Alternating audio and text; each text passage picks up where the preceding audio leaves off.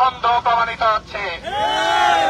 দেশ কি doctor Mohammad Yunus sir পরিচালনা করতেছেন নাকি কচুঘাট থেকে পরিচালিত হচ্ছে তা আমাদের কাছে সুস্পষ্ট করতে হবে। কার নির্দেশে যৌথ বাহিনী বিপ্লবীদের উপর হামলা করে? আমরা এই ধরনের হামলা দেখেছি পার্টি অফিসের সামনে শেখ হাসিনার আমলে। বিএনপি, জামাত, গণ অধিকার পরিষদ প্রত্যেকটা দলের উপর হামলা করতে আমরা দেখেছি।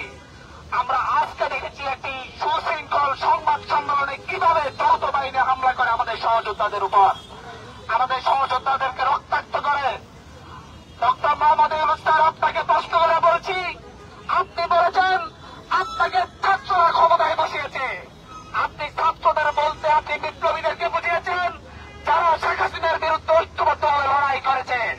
সেই লড়াইয়ে বিএনপি ছিল, জামাত ছিল, গণ অধিকার ছিল, ইসলামী আন্দোলন ছিল, সব রাজনৈতিক দল ছিল। আর যারা আপনাদেরকে ক্ষমতায় বসিয়েছে আজ তাদেরকে রক্তাক্ত করছে আপনার প্রশাসন। আপনাকে জবাব দিতে হবে।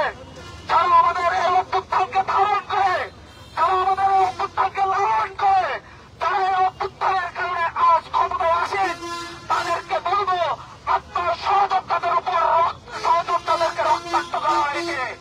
এরপরও আপনারা চেয়ারে বসে রাখতে পারেন না।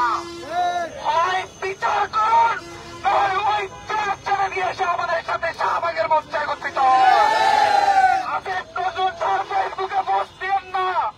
ফেসবুকে পোস্ট না দিয়ে আমাদের সাথে এখানে এসে গলা দিলাম।